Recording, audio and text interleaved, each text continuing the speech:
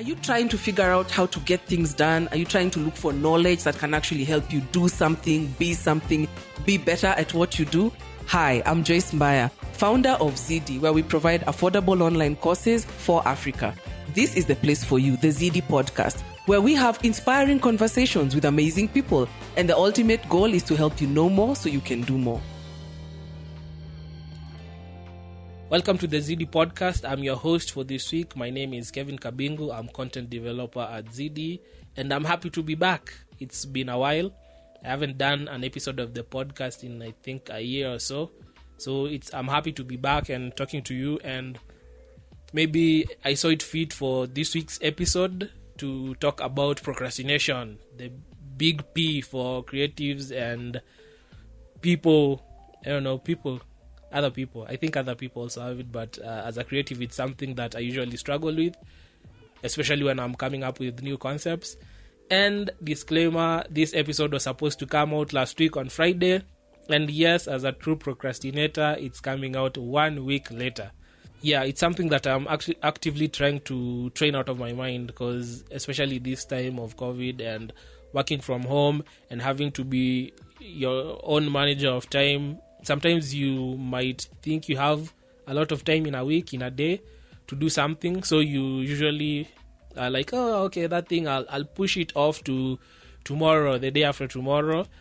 But in the end, it's usually end up having maybe like a few hours to work on something. Probably you won't give it your best. You won't do it to the best of your ability. And sometimes, work can suffer.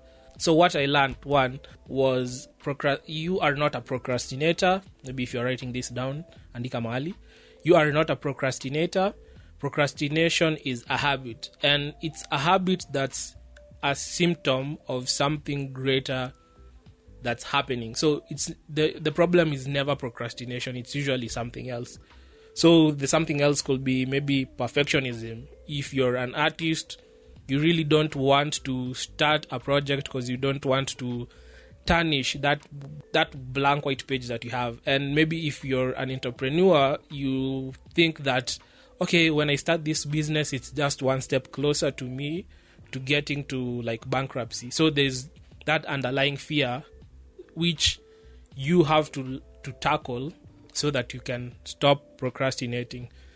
Yeah, so like I said, the perfectionism, fear of failure, fear of criticism, maybe in your job that you want to do, avoidance, you're just putting it away because you don't want to tackle, even if it's a personal problem, maybe low self-esteem, depression, anxiety. It can be either of these problems. What I've found, it's not easy. Like I said, it's something that I'm still learning. I started learning, I've been learning for a long time. Every one of us usually used to procrastinate the projects in campus till the very last week or very last hour or last day. So it's not a easy thing to do. And probably for most of us who are listening will be, okay, I get what you're saying, but I'll probably push it to tomorrow to start doing. I won't start today. I'll start solving these problems tomorrow, and they're not easy to do. So it's a two-step process. So get on top of procrastination, then find out why you procrastinate, and then get on top of that. So how do we start tackling procrastination? So this is part 2, and so how do we start tackling procrastination? And that's part 2, that's micro habits mean macro actions. And what this means is the micro habits, the small things that we do day to day usually affect the way we deal or we tackle with bigger issues. Something as small as waking up in the morning and making your bed, it can kickstart that feeling of accomplishment and pride and integrity. And maybe even just taking a cold shower in the morning, it can reinforce that message of, I do hard things even though they suck. Or just having a healthy diet, it's a great way to instill discipline for the rest of your life. So it's a psychological thing, and I don't know if the same thing applies like how Jesus or the Bible says, those who are given responsibility over small things can also be given responsibility over big things. I probably butchered that, but I think it's kind of the same thing that applies to that. The way you order the little things you do around or in yourself, time management and all that, they usually scale up and they build up to becoming bigger things. So the other part, something this actually stood out more to me was the rule. The rule is the 2-minute rule, and the 2-minute rule is if something takes less than 2 minutes to do it immediately. But if it takes more than 2 minutes to do, schedule it. It makes a lot of sense because at the end of the day, you usually find that maybe a lot of your tasks feel many because you usually put off those small tasks that you're supposed to do. So at the end of the week or whichever time everything is due, you find that your small tasks have built up because you are like, okay, they take 2 minutes, I'll be done in like 2 minutes. But those 2 minutes usually add up, and maybe at the end of the week you find, okay, you have the big task you're supposed to finish, and there's these many small 2 minutes tasks, and it's, you see, it usually it will affect how your work outcome will come out as. Even at home, when you have that dish in the sink, you could say, okay, I'll wash it later, or you could just wash it then. It takes less than 2 minutes. And at the end of the week, you'll find that a lot of things get freed up because you don't have these small tasks that are weighing you down. And you find that you have a freer schedule, even in the house. 2-minute rule. If anything takes more than 2 minutes, schedule it. If it takes less than 2 minutes, do it immediately. And the 2-minute rule isn't perfect. It has its own problems. And maybe for this bit and the issues, the rules, I'm going to use a snippet from an audio from someone I was listening to on YouTube. His name is called Truthless. And if you have an issue of procrastinating and things like that, you're an artist, I think I'll recommend that channel a lot. I've learned a lot from that channel. So here's a snippet from his audio. Part 4.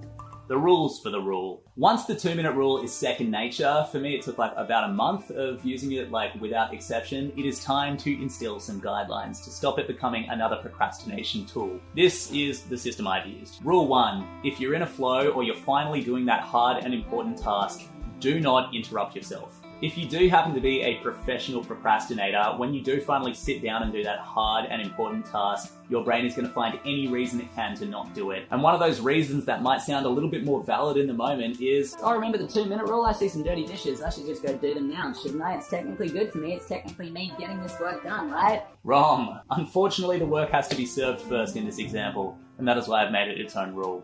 Rule 2. Do the hardest thing on your to-do list first. I think it was Brian Tracy, who's one of those self-help granddaddies, who said, if at some point you have to eat a frog in your day, make it the first thing you do.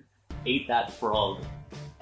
Gross. So gross. I find that doing the hardest thing first actually pairs really well with the 2-minute rule, because within that hard task, there will be something that takes less than 2 minutes. For me, for example, it's turning on the camera. That takes less than 2 minutes. Then next thing I know, I've tricked myself into getting the job done. I am eating that frog. Ew, still super gross. Rule 3. For the best long-term results, sync the rule up to the rhythm of your day. In my experience, the 2-minute rule has a 2-phase adoption period. There's phase 1, adoption, where you do it without exception. Your main focus is to build the habit so you get that bias towards action. Phase 2 is maturity, where you want to make sure it doesn't interrupt the actual work that you have to do. And the best way that I've found to do this is to schedule it around my body clock. So I am so much better at doing hard work in the morning. So that's not going to be when I do any of those like little tasks. And then when I'm brain dead between 12 and 3 p.m, by the way, whoever invented the siesta, friggin' genius. That's when I'm going to switch on that no exception style. That's when I'll do all those chores and little things. We're getting technical here, but this is the best method that I've found. Yeah, so that was Truthless.